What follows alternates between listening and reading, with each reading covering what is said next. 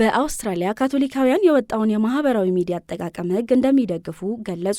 በሀገር አውስትራሊያ ከ16 ዓመት በታች የሆኑ ህጻናት ማህበራዊ መገናኛ ብዙሃን እንዳይጠቀሙ የሚከለክለውን ሕግ ካቶሊካውያን እንደሚደግፉ ገለጹ። በአውስትራሊያ የሚገኙ ካቶሊካውያን ቤተሰቦች ሕጉ መውጣቱ ልጆች ከማህበራዊ መገናኛ ብዙሃን ተጽዕኖ ነጻ ሆነው እንዲያድጉ የሚያግዛቸው መሆኑን ተናግረዋል። አዲስ የወጣው ሕግ የማህበራዊ መገናኛ ብዙሃን ኩባንያዎች የዕድሜ ገደቦችን ማስከበር እንዳለባቸው የሚገልጽ ሲሆን የተጠቃሚዎችን ዕድሜ በትክክል ካላረጋገጡ በ10 ሚሊዮኖች የሚቆጠር የገንዘብ ቅጣት ሊጠብቃቸው እንደሚችል ተነግሯል። የካቶሊካዊ ቤተሰብ አባልና የ5 ልጆች አባት የሆነው ዳኒ ኤላቺ ሕጉን በተመለከተ ለካቶሊክ ዜና አገልግሎት እንደተናገረው በተለይ ካቶሊኮች እንደመሆናችን መጠን ልጆቻችንን ማሳደግ የምንፈልገው በቤተሰባችንና በእምነታችን እሴቶች እንጂ በማህበራዊ መገናኛ ብዙሃን ተጽዕኖ አይደለም ሲል ተናግሯል። በተጨማሪም ልጆቻችን በህይወት ውስጥ ባሉ ትልልቅ ጥያቄዎች ላይ እንዲያሰላስሉ ቦታና ነጻነት መስጠትና ከዲጂታል ቁጥጥር ነጻ የሆነ የልጅነት ጊዜም እንዲያሳልፉ